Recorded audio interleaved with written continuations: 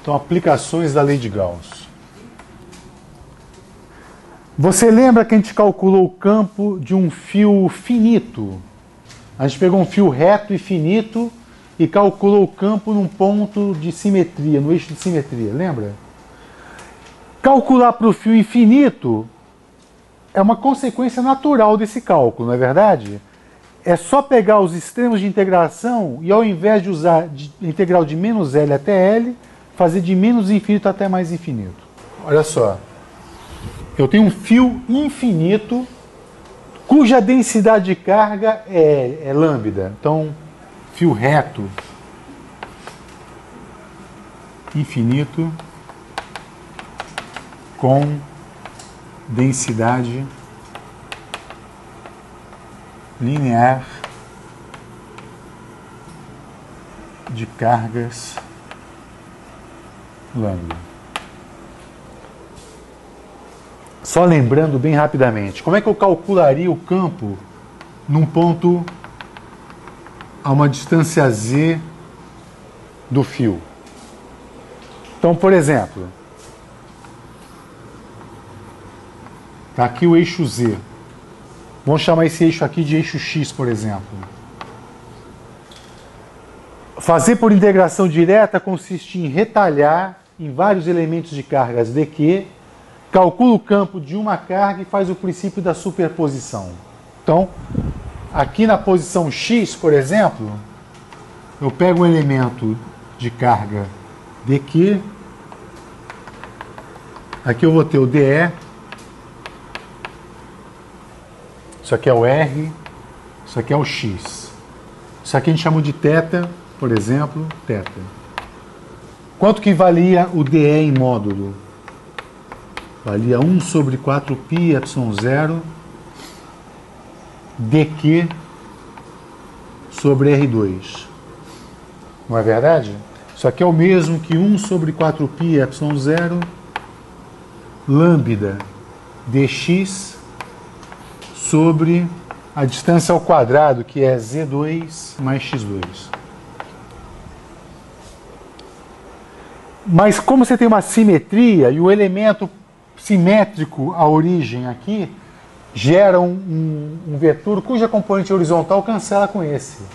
Então a gente tinha que pegar a componente vertical dele. A gente pegou o dE cosseno θ, que era simplesmente pegar essa quantidade e multiplicar por cosseno de θ. E aí você tinha esse resultado aqui, 1 sobre 4π ε0 lambda dx sobre z2 mais x2. Quanto que vale o cosseno de θ aqui? Z sobre raiz quadrada de z2 mais x2. Finalmente, o campo é... A gente fez isso. A gente fez de menos L a L. Aí a gente chamou x sobre z de tangente, integrou, blá blá blá. E o resultado, para quem não lembra, é 1 sobre 2π ε0 lambda sobre z. A gente pode checar se é isso mesmo agora mesmo. A gente vai resolver esse mesmo problema agora usando a lei de Gauss. Então agora eu vou resolver o mesmo problema usando a lei de Gauss. Por que eu vou usar a lei de Gauss? Ela vale sempre, isso é fato. Mas nesse caso eu consigo calcular o fluxo do campo elétrico. Por que eu sei calcular o fluxo do campo elétrico?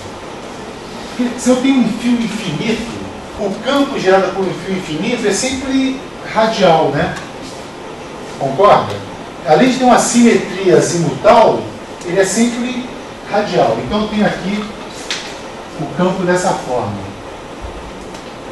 Tem sempre a mesma intensidade se eu tiver uma mesma distância dele, né? Aqui embaixo e é para cá.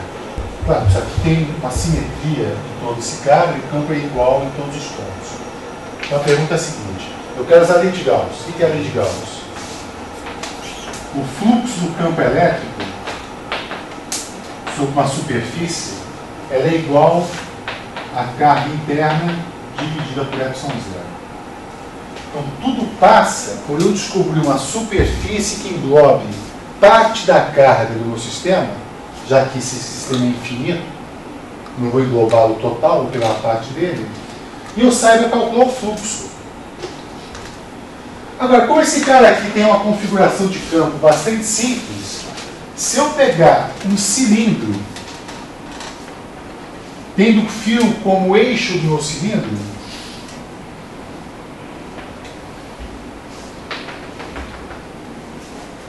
repare, nessas tampas do cilindro não há fluxo algum. Por quê? Porque ali tem campo de fato, mas ele é paralelo à superfície. Ele não atravessa a superfície. Não há fluxo nas tampas. E na superfície do cilindro, calcular o fluxo é muito simples, já que o campo tem a mesma intensidade em todos os pontos, ele é perpendicular à superfície. É como se eu pudesse cortar esse cilindro e abrir. Eu não teria exatamente um retângulo, e ali eu tenho um campo de mesma intensidade atravessando esse retângulo. Então, esta quantidade aqui é muito simples de calcular. Não é? Aliás, quanto vale? É o valor do campo nesse ponto. Eu estou pegando o campo a uma distância Z do meu fio. Ele tem um comprimento L. Então, o fluxo é o campo que atravessa esse retângulo. O retângulo de lados L e 2πz. Então, vai ser exatamente 2πz vezes L. Então, esse aqui é o fluxo. Muito simples de calcular, né? Por que ele é tão simples de calcular? Porque o problema é muito simples. No caso, eu tenho uma simetria que permite fazer isso.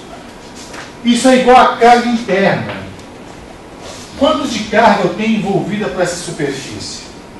Se eu tenho uma densidade de carga que é lambda, e esse comprimento é L, então a quantidade de carga que eu tenho aqui é lambda vezes L. Então eu vou ter lambda vezes L sobre epsilon zero. Tá? Aí você pode cancelar esse cara aqui, e a intensidade do campo vai ser 1, se 2π vai para lá, 1 sobre 2π, epsilon zero, lambda sobre z. E se você quiser, em termos de vetor campo elétrico, é de z igual a 1 sobre 2π, epsilon zero, lambda sobre z em direção R. Esse R é o versor das coordenadas cilíndricas, né? Então está correto aquele resultado que você faz com integração direta. A peculiaridade desse campo é que ele cai com 1 sobre R. O campo de uma carga cai com 1 sobre R2. O campo de um fio infinito cai com 1 sobre R. Quem tem maior alcance? O campo de um fio infinito ou de uma carga pontual? Um fio, né? Ele cai mais devagar. Ele vai mais além do que o campo de uma carga pontual. São resultados que convém decorar, sabia? Campo de um fio infinito cai com 1 sobre R. Campo de uma carga pontual, 1 sobre R2. E um plano infinito? Alguém lembra? Ele cai ou não cai? Ele não cai. O campo de um plano infinito não cai, ele mantém constante. Mas claro que não existem planos infinitos, assim como não existe fio infinito.